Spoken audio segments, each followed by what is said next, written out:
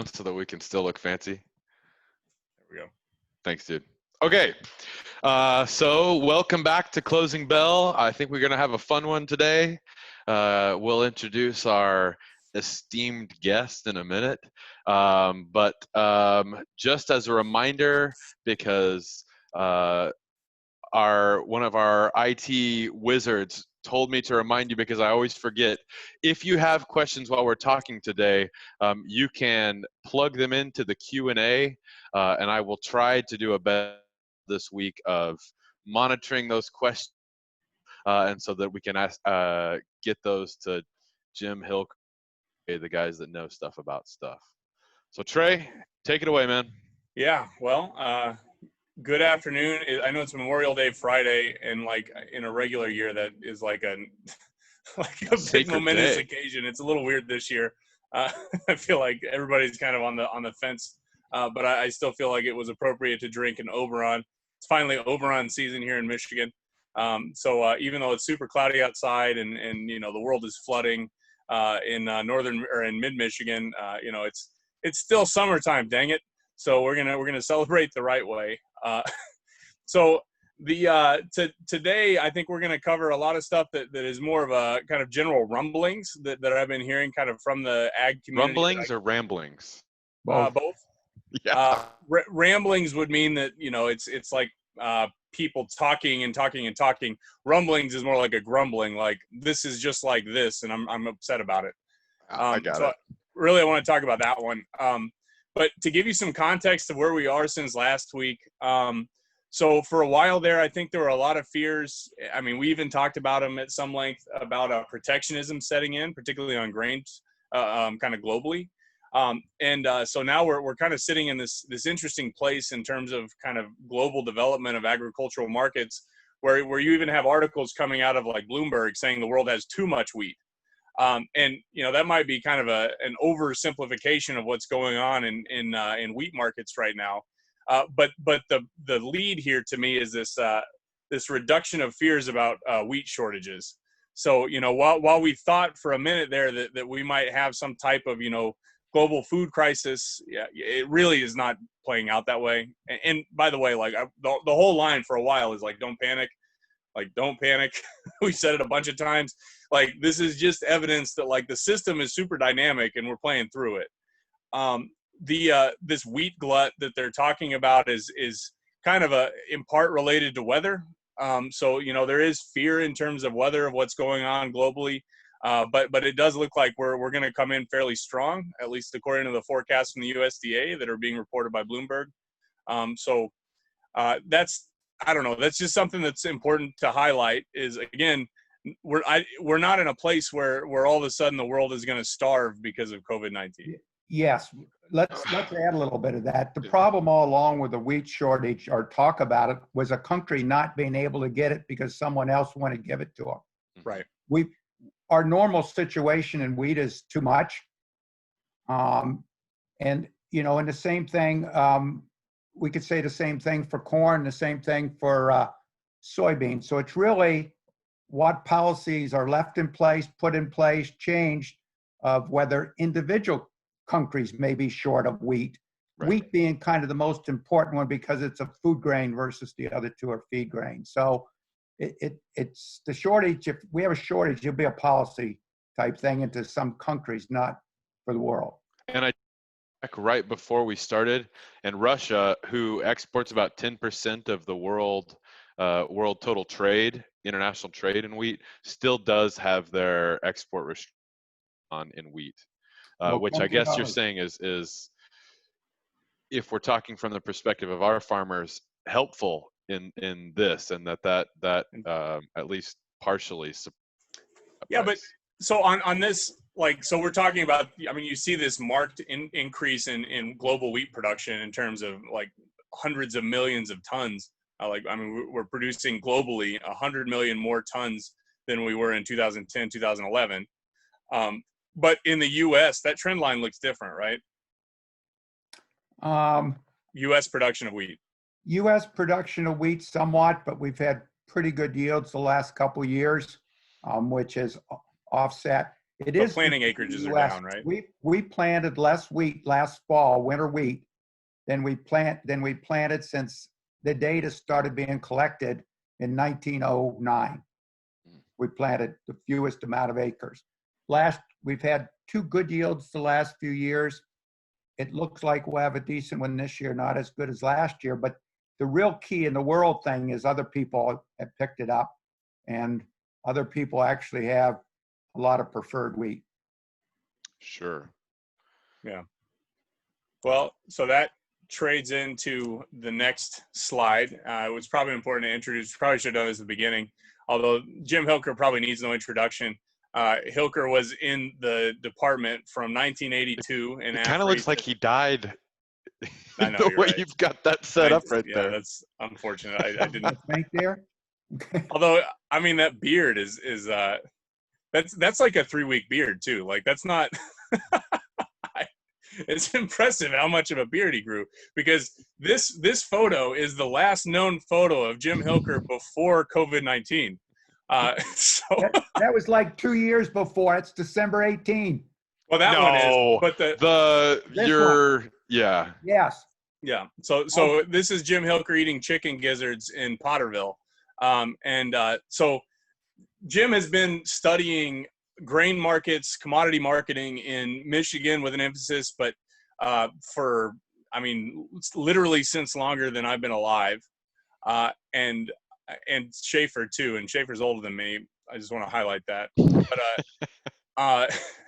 But so Jim has been following this stuff since that 80s farm crisis.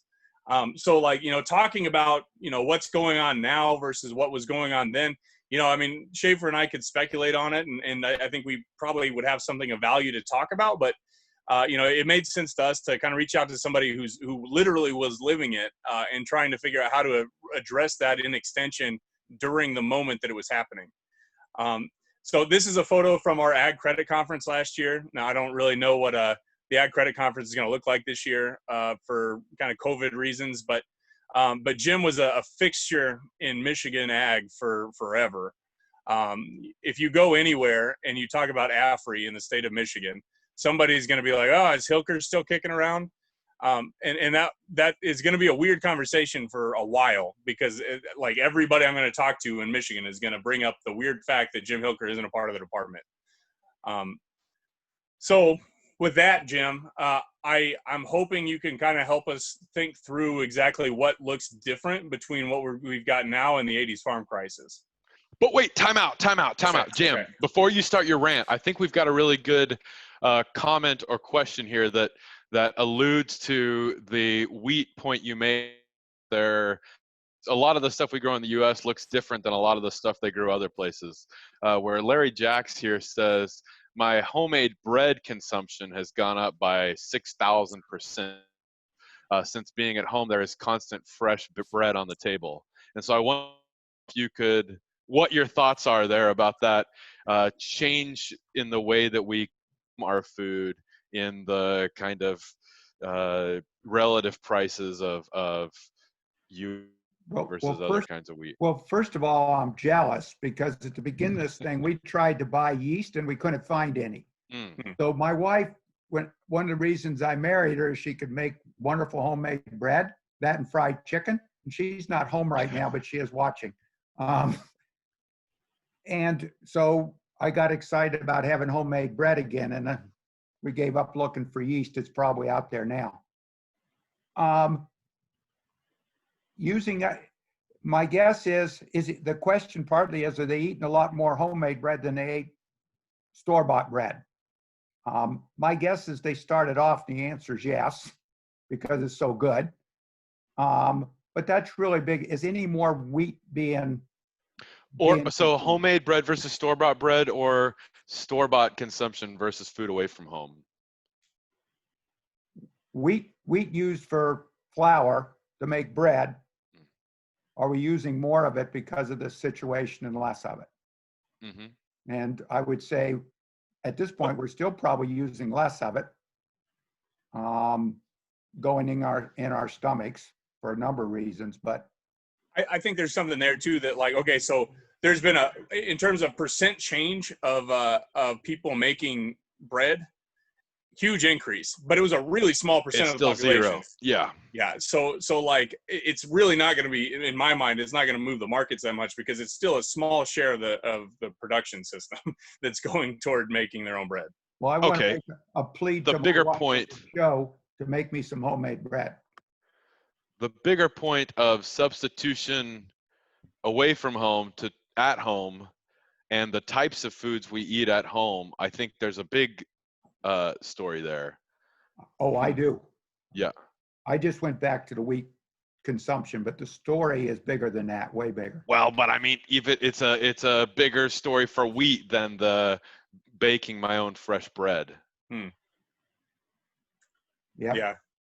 I mean, I think there has been a constraint on choices all over the place. Like, I mean, I bought Subway sandwiches yesterday, and like, I was very constrained on the buns I could order from, which is such a like a first world problem that I'm like, well, I can't get my mozzarella baked Parmesan bread thing that I like, and so but it was still delicious, So Shout out for Subway.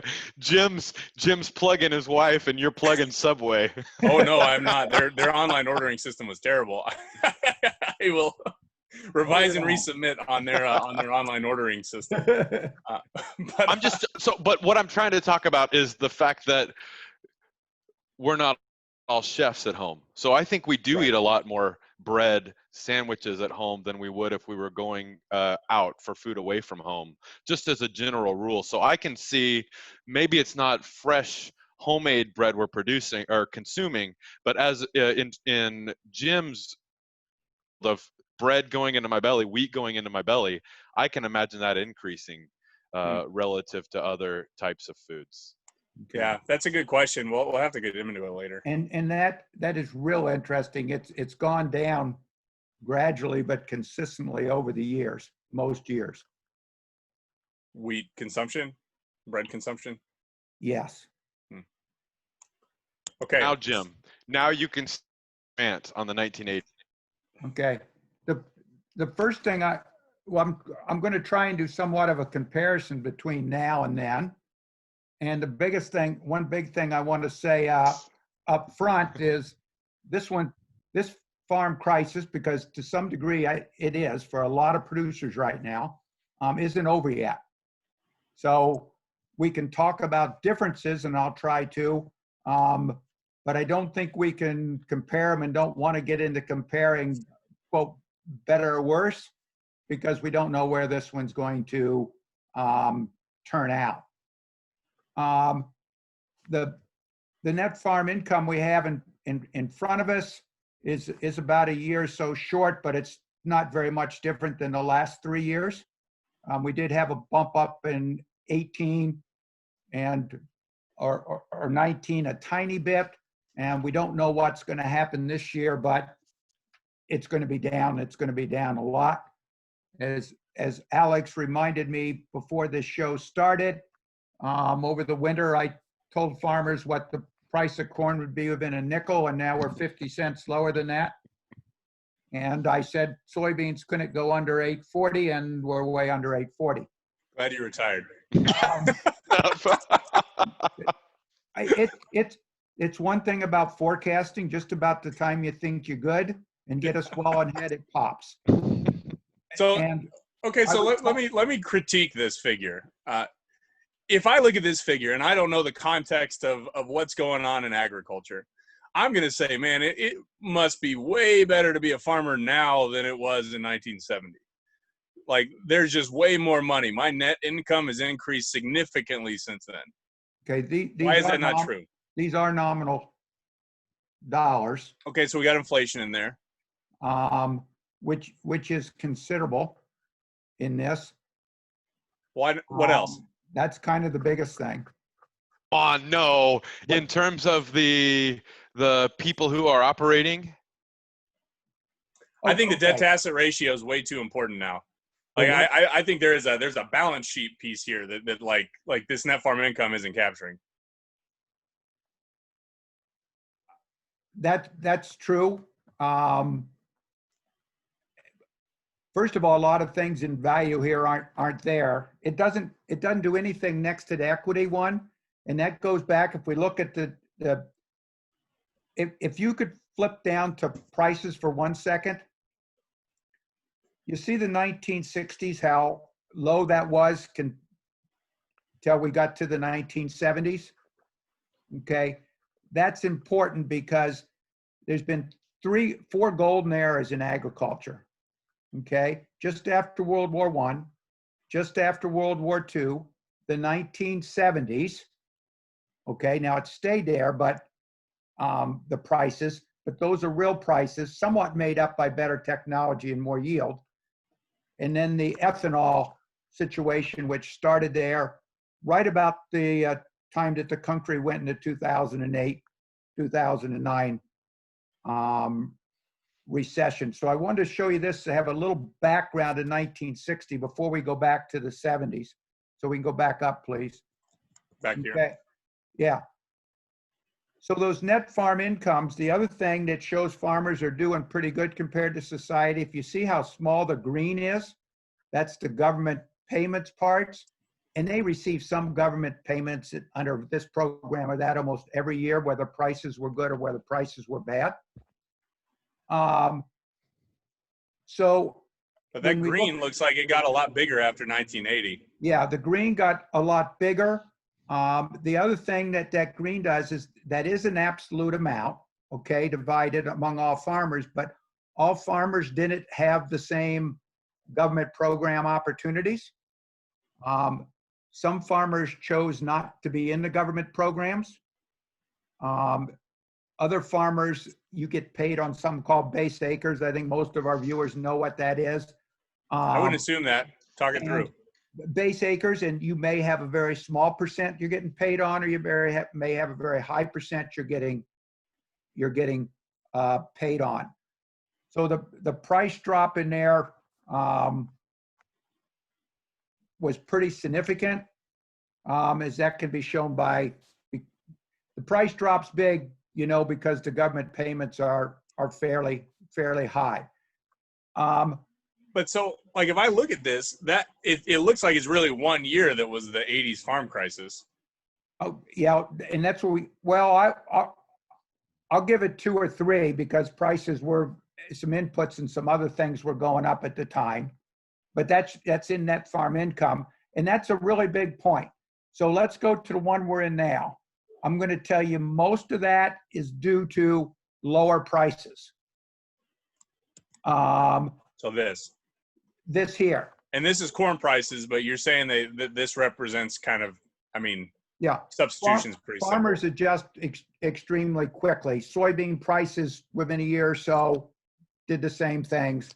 Wheat prices, not as highly correlated, but quite correlated within the U.S. as far as better or worse.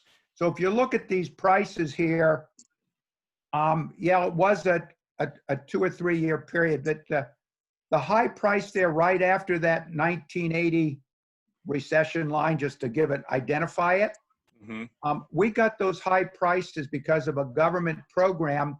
We had so many stocks from the low price the year before that the government offered a set-aside program that you could set aside up to 50% of your crop. So a large number of farmers did that, and then we had a wicked drought in '83. Used up much of the surplus.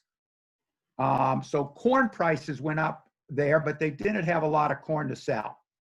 Or it varied tremendously among producers, but lots of producers did not get to take advantage of $3.25 corn. Okay, so we got government money that's coming in. Where are international markets here? Okay. In the 80s, were we exporting and importing corn the same way? This is a good point. The main difference, I called the other one the ethanol jump in prices. This was called an export jump in prices. Which one? The 70s.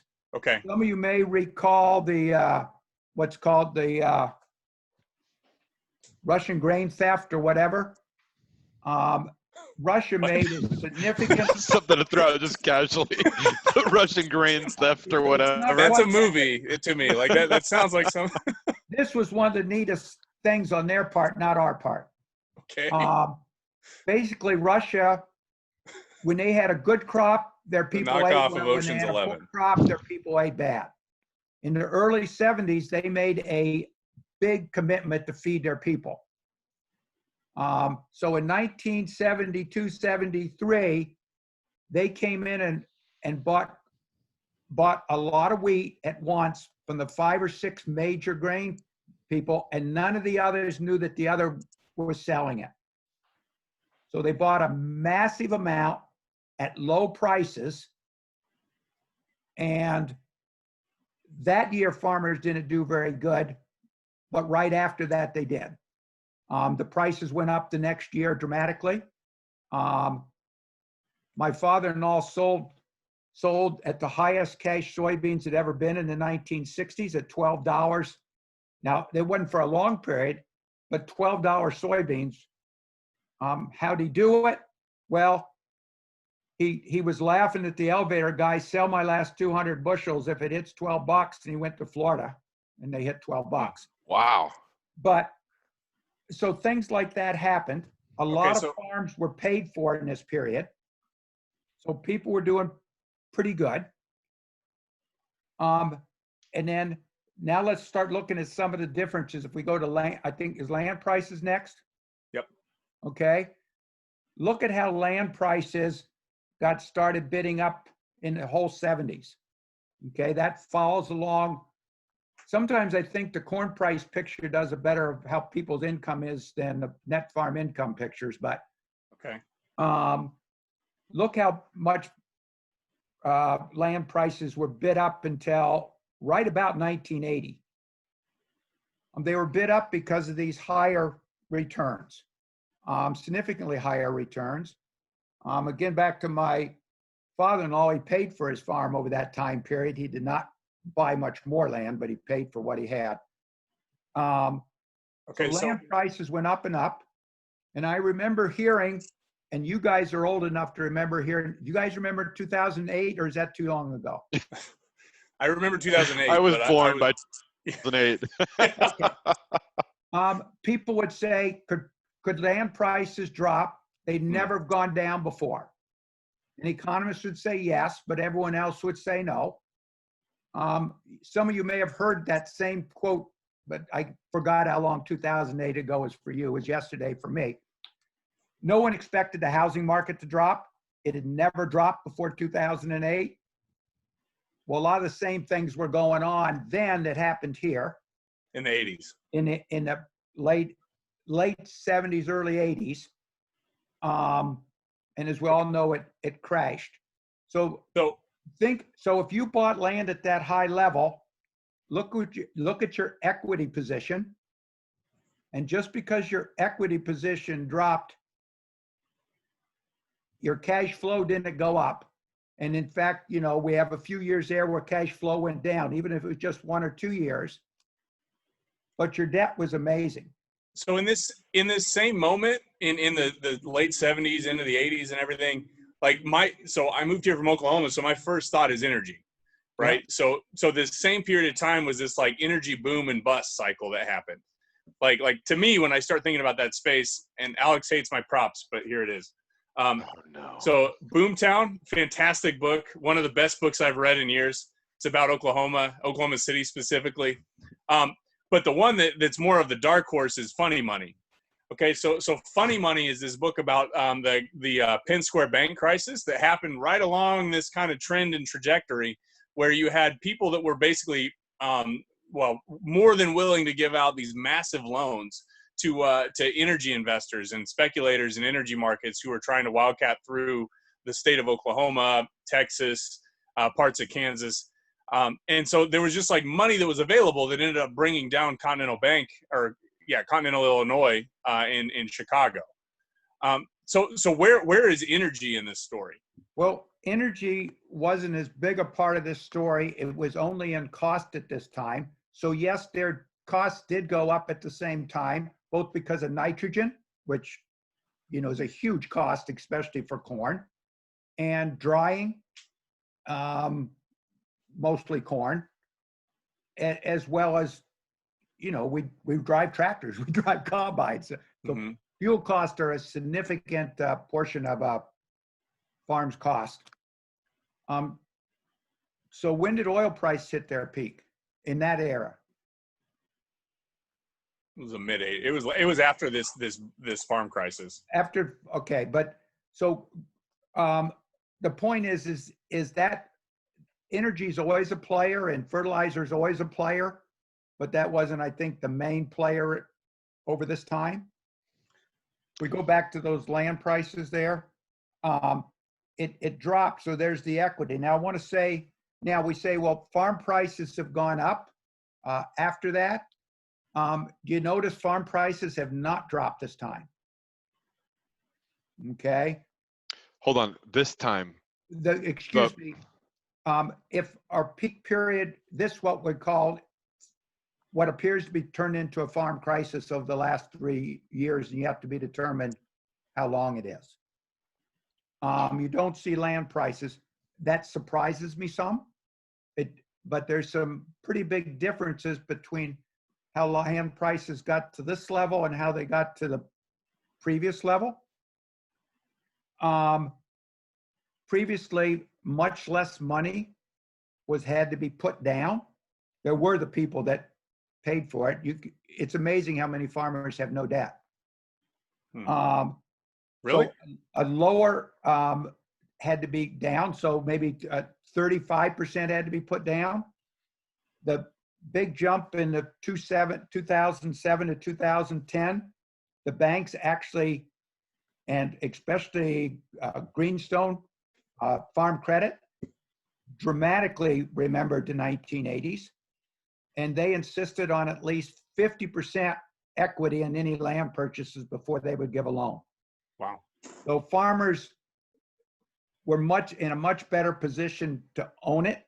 I mean, to have they were in a better monetary position, financial position going in than they had to here.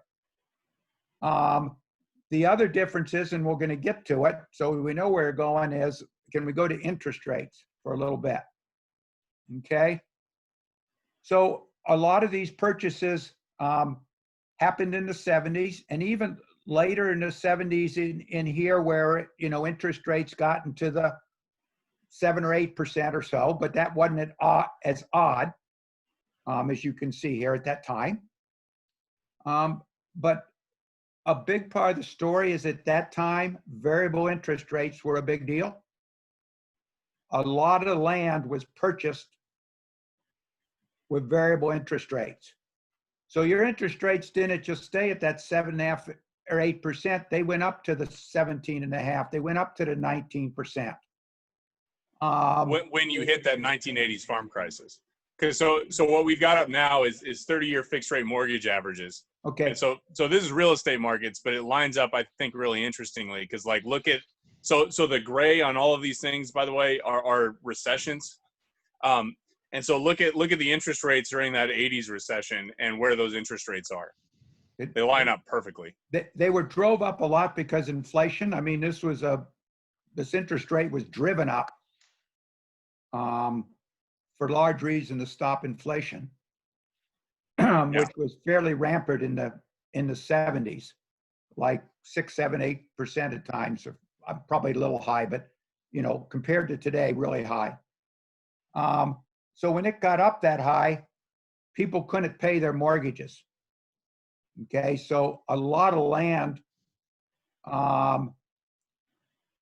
it looked like more land was going to become available than it actually did, but a lot of land became re-available on the market, but nobody wanted to buy it. Because you don't want to be in on this interest rate. You just got killed on variable interest rate, so you're not going to take a chance that it goes back up to 19 or 20%. So as we went into this, the amount of equity that was lost and those loans that still had to be paid. And remember, you take 100 farmers, it might only have been 20 or 25% or a little bit more that had these huge debt problems, but that's massive. That's enough to bring down the value of the land, which affects everybody.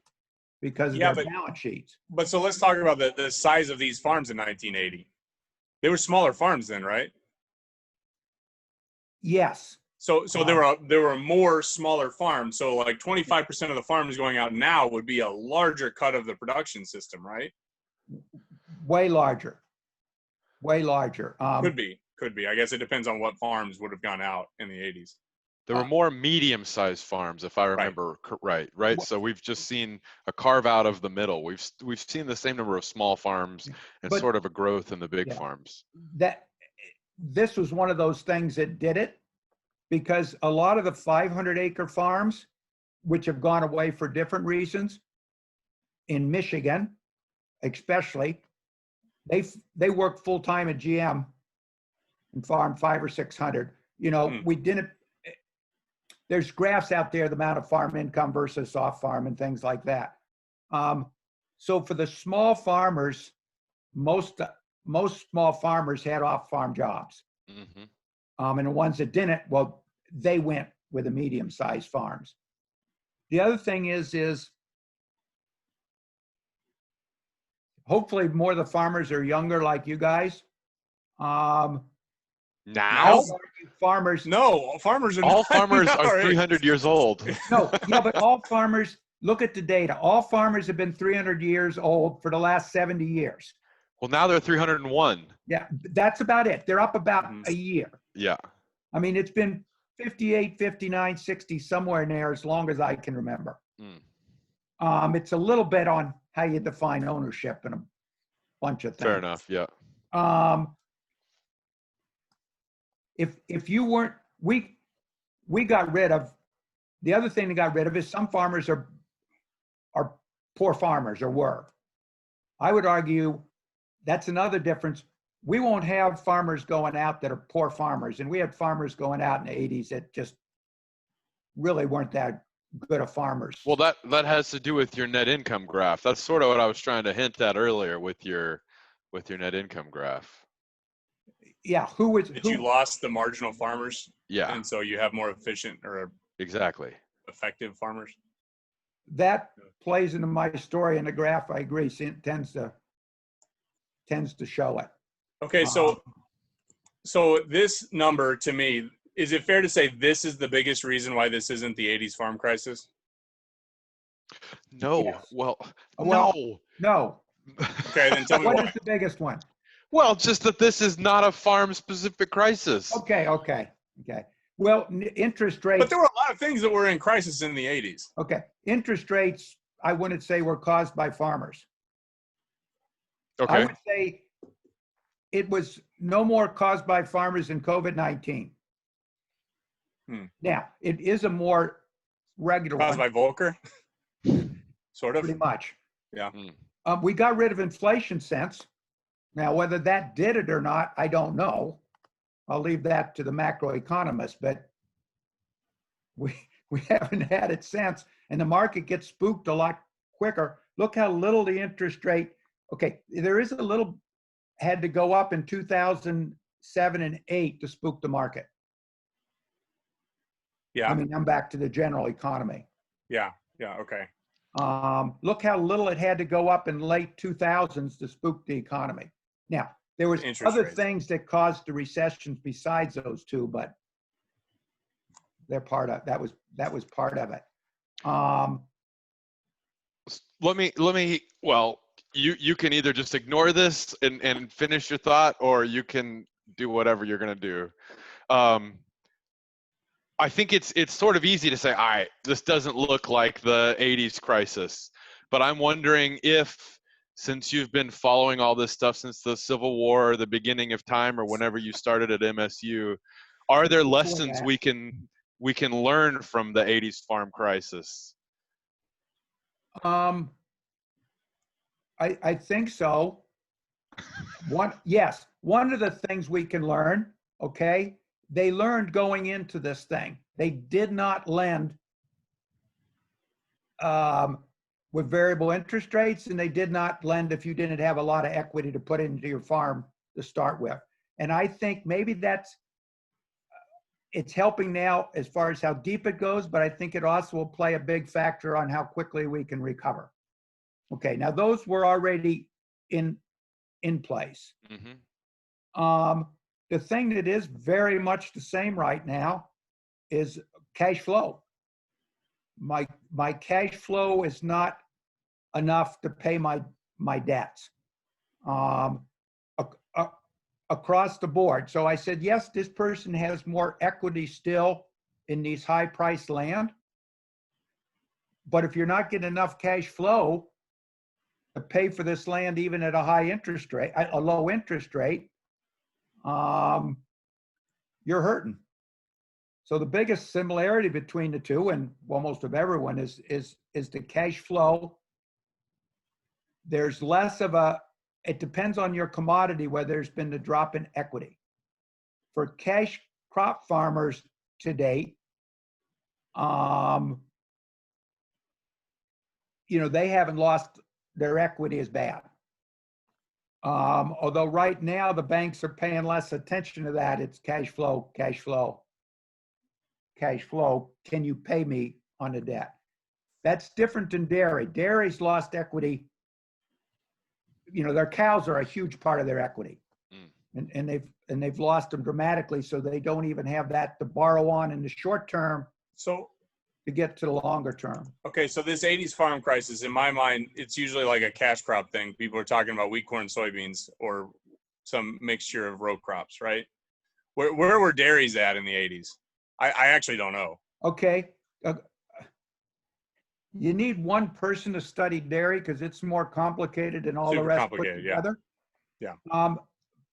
But you might have heard of a dairy cow buyout in 1985 or 86 that really upset the beef people. So this is only a couple years before you're born. Getting closer at least. So we were stagnant, but the government support program for dairy set the price. Okay, so a little bit one reason they had to buy out here is we had every cave in the country full of cheese. And I'm probably going to get in some trouble from the dairy people here. So they had this buyout, I would argue almost to help take care of the government program, because the way you keep the price at a support level is buy extra stuff. Mm-hmm. That's the government cheese era, right? Government cheese area. Cheese was the biggest thing, of course. So actually, there's a really good Plain of Money podcast episode. If anybody looking for a podcast, Plain of Money is a great one. And there's a whole episode on this government cheese thing that I knew about, but I didn't know the story. That dairy is just so unique in my mind. It freaks me out when I think about it. It did not become a commodity like the others were price risk until the mid-90s. So it was how this government thing goes. So now, if your support price doesn't go down at all and you get rid of a lot of cows, what happens to the cow numbers quite quickly? They go right back where they were. Sure. I mean, there's biology involved in this thing.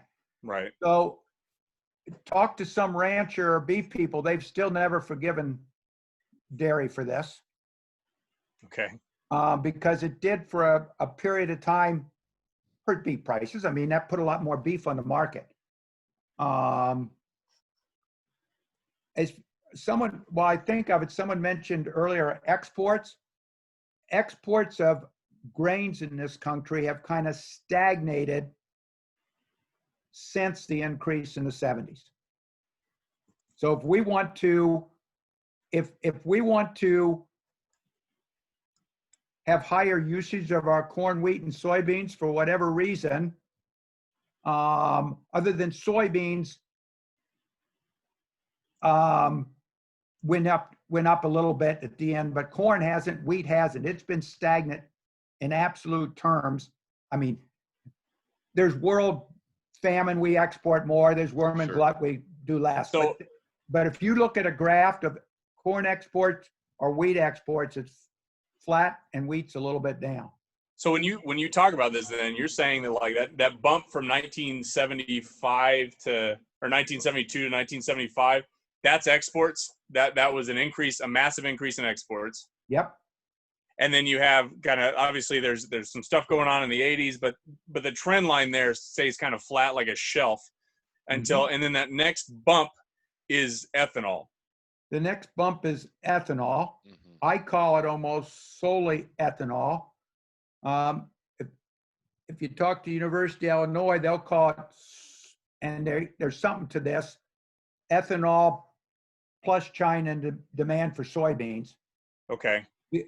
I would say that's a fight for land. We wouldn't have had any trouble supplying the soybeans. But if you have to do the ethanol, the fact that these soybean exports went up at the same time exaggerated the prices of both.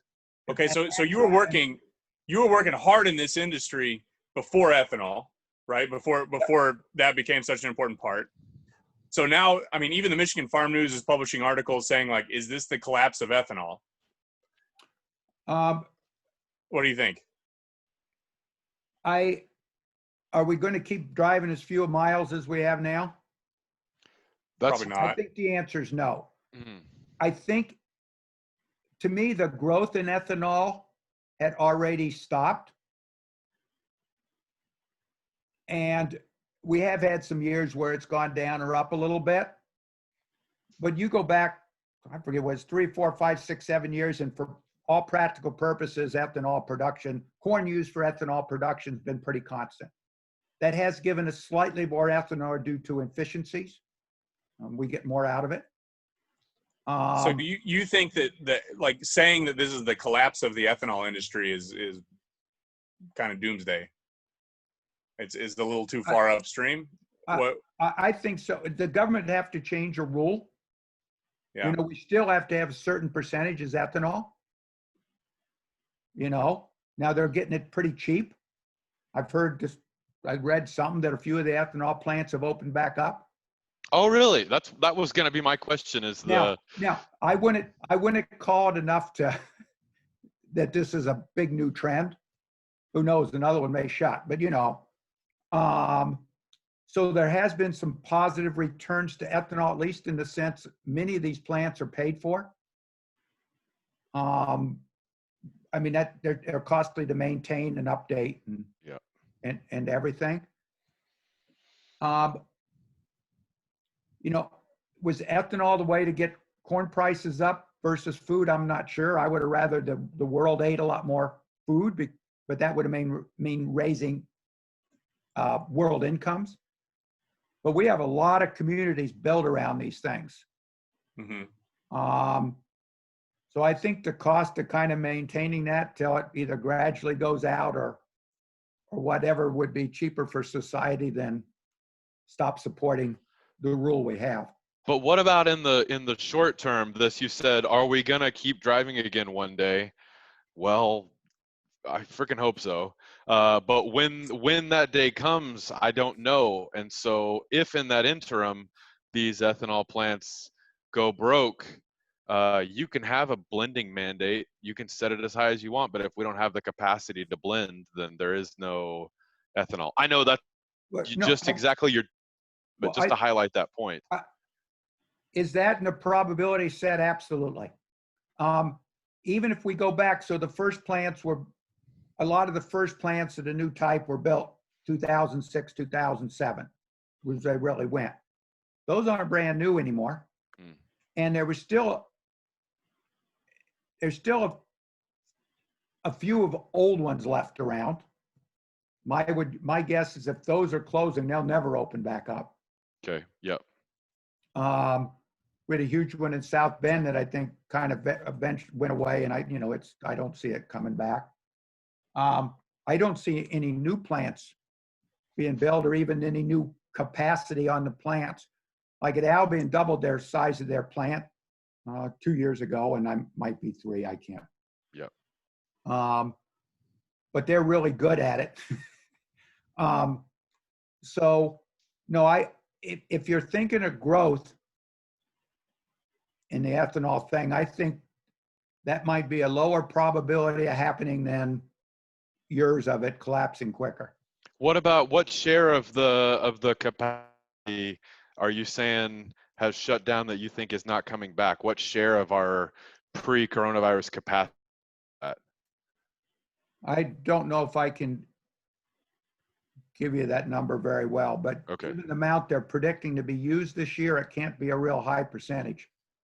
I mean, if you look at the last USDA supply demand balance sheet, the number looks kind of high from what I was reading in the news.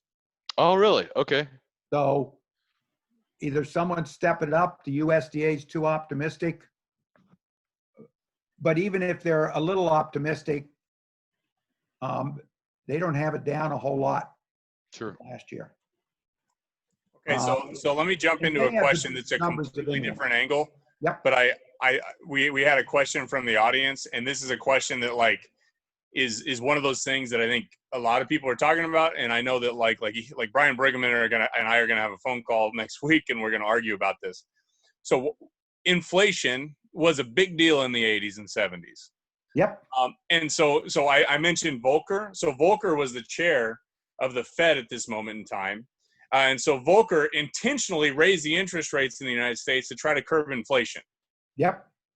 And so why is it that like back during the financial crisis, we had quantitative easing, we dropped the interest rates, we did all these things to try to kind of, I don't know, increase cash flows throughout the United States with monetary policy. We at the time, so Tom Honig he was the chair of the Kansas City Fed. He was the only person who voted against the quantitative easing on that FOMC board.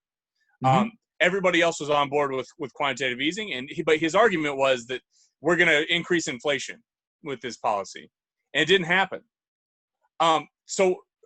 Now in this crisis, we like 2008 quantitative easing and all the policies in 2008, they don't even, I mean, they're not even like worthy to tie the shoes of the amount of money that we've thrown into monetary policy at this point, and fiscal policy.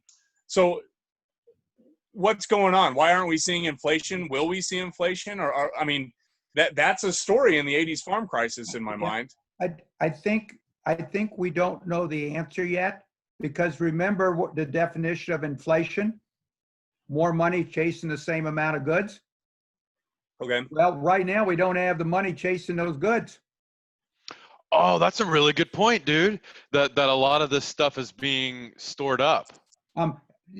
Inflation, and then we got to get through it. And then could inflation hit? Yes, but yes, this is way smaller than the 2008 quantitative easing, but pretty much everyone there thought we were going to, not everyone, but lots of people there thought we were going to blow it out of the inflation out of the roof. And that's why we started raising them from 0. What did we get to 2%? 3%. We didn't get very high. But until last fall, we had several increases, and their reason for increases were worried about inflation, and we haven't seen it. We have seen inflation in food prices, though. Yeah. Just a tiny little baby bit. Baby bit. I mean, it depends on what food you're talking about, but that and how long a period of time makes a difference, I think, is right. As well. Well, and the Fed's watching core inflation, which doesn't even include food prices. So, now I've heard some, but I can't repeat them, a little bit on why we haven't seen this inflation. But boy, would I be interested in another answer, given I lived through that other era. Well, we started talking about inflation in one of our first 2 episodes, and then that fear kind of went away. So thank you for reviving that fear for me. Yes, but remember, we got competing fears. Like maybe we'll have to deal. I've got a lot of competing fears. Yeah. Every day of my life is a competing fear. Let's deal with inflation when we see it happen. Yeah, fair enough. I'm not sure that's good planning, but I know. Yeah. So because there is that argument that part of the reason that we haven't seen the inflation the way that we did in the 80s was because of the psychology of consumers.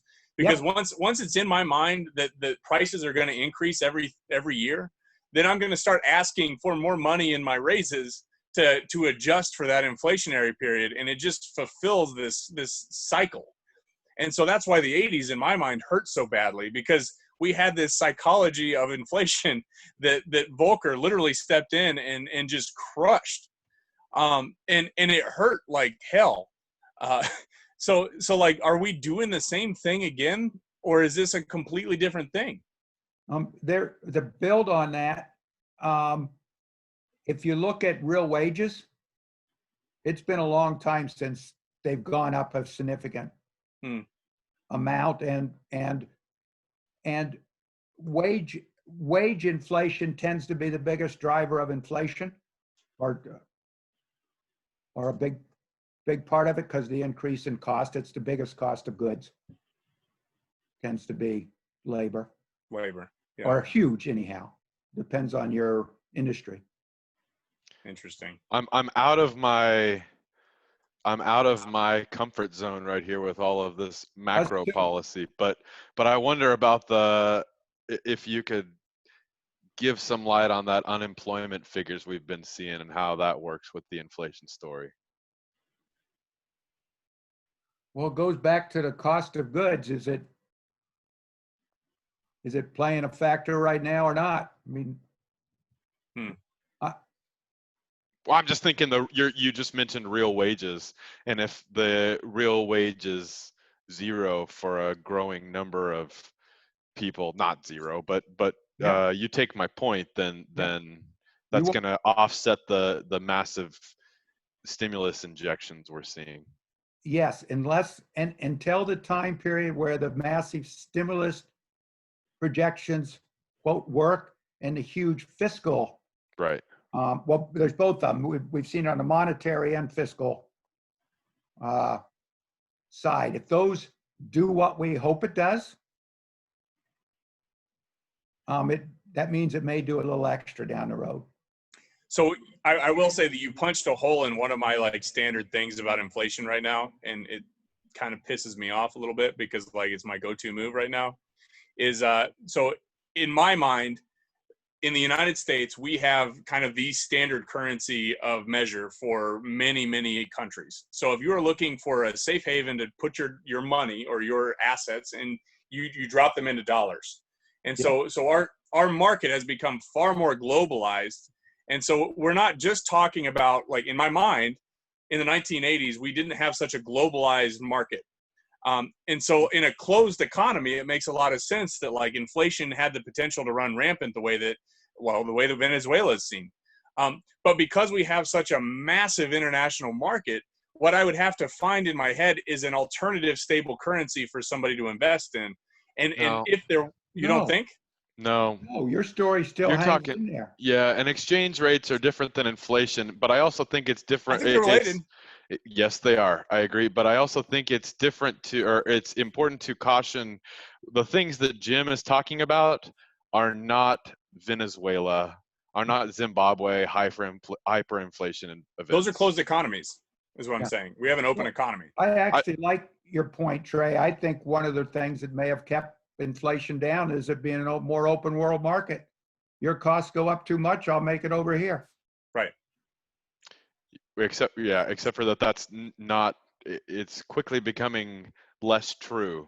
Nothing scares me right now as far as our economy more than less of a world economy. Protectionism. Amen, dude. Yeah. Protectionism. Obviously, the flu scares me the worst. I mean, this kind of virus. That was the most old man thing I've ever heard you say. Yeah, you'll probably hear some more of them. The flu, I mean the Kano virus. Yeah, I mean, I'm following what you're saying, though. Like, yeah, it is scary to think that this thing could take off. But the protectionism, like when you think about the Great Depression, right, it wasn't necessarily that the protectionist measures like Smoot-Hawley were what caused the Depression. But my impression or my understanding is that it clearly prolonged the Great Depression. Exacerbated and prolonged, yeah. They botched monetary policy. That didn't help either. But we learned from that. One thing. What's that? There was more than one thing, but it certainly hurt us getting out. Okay, so we have a couple more minutes, Jim, and I wanted to throw in just an open for you that I want to hear. So you were here when that 80s farm crisis was happening, and we have a lot of folks that are in extension right now that are probably tuning in or at least going to listen at some point.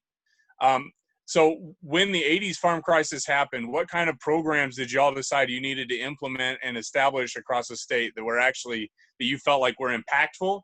and that we might be able to use in kind of our own work now? Our department at that time had 5 or 6, almost 100% extension specialists as faculty, highly trained faculty. They made partnerships with extension folks all over the state. They made partnership with our firm team, which was about 7 strong. We were lucky then, almost all of them had a lot of experience. And we put out a lot of information. We worked, bankers were involved as well. So there was both material being put out and there was people working with families. Now, we still could hardly touch it as the whole, but I think it was useful. It also gave them hope.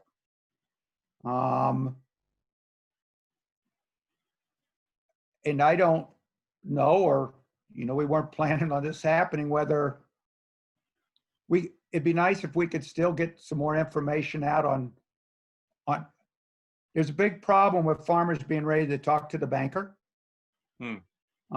More than ever, there's more LLCs and everything. So your land is in one LLC, your crops are in another LLC, and your dairy, let's say you have another.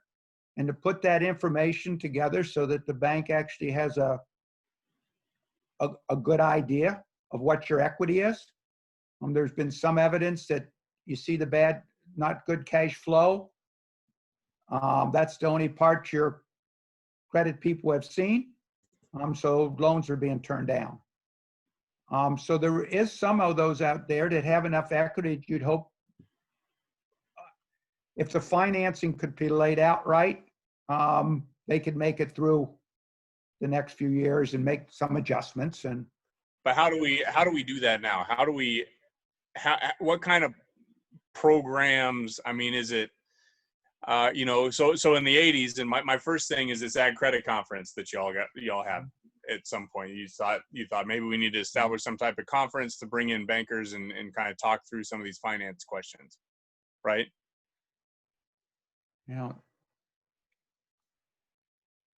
I'm not sure what we can do right now. Other than try and get out the best. Well, that's cool. I mean, part of it's a bunch of it is for the reason I just gave. You have resources, or you don't have resources, and due to, in this part, not the fault of the university, resources aren't going up. On the other hand, we have Farm Bureau.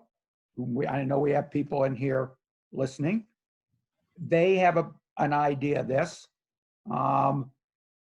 Extension across the state does have it. So sometimes it's helping the people getting the right person to talk to.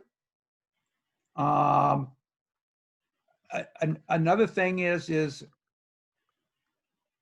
depression sets in. Anything we can do to notice that among our producers for 2 reasons. One is the real serious one, we could lose them. But the other one is just getting them, there's situational depression. If we can kind of get them past that there are some resources out there when government programs do come along. I wouldn't be surprised if some low interest rates or something is done as we move down to help producers from the federal level. They almost always is. Every farm bill says we're getting rid of disaster aid, but when disasters happen, the Congress usually steps up to the plate. I mean, you can like that or not, and make sure producers know about this information when it comes. And part of it is talking about it. If it's more identified as a real problem, an issue, I think there's more likelihood we'll get help out there, and people will see that they're not the only one in the situation, and we can work together. Yeah, that's a good kind of final point. I think that's a closing bell right there, man. Well, Jim, thank you so much for coming on. And the big thing is like, I don't know, for me personally, like I know it's kind of a dorky thing to say, but having you around for the last few years has been absolutely fantastic. You know, it really sucks that you happened to retire in the moment of probably the largest economic crisis of my lifetime. So, Why didn't you but guys I'm glad that you're available. Thank you so much for coming on, and looking forward to drinking more beer with you down the road, man. You're welcome, and yes, I will agree. All right. Thanks, guys. See you guys. Bye.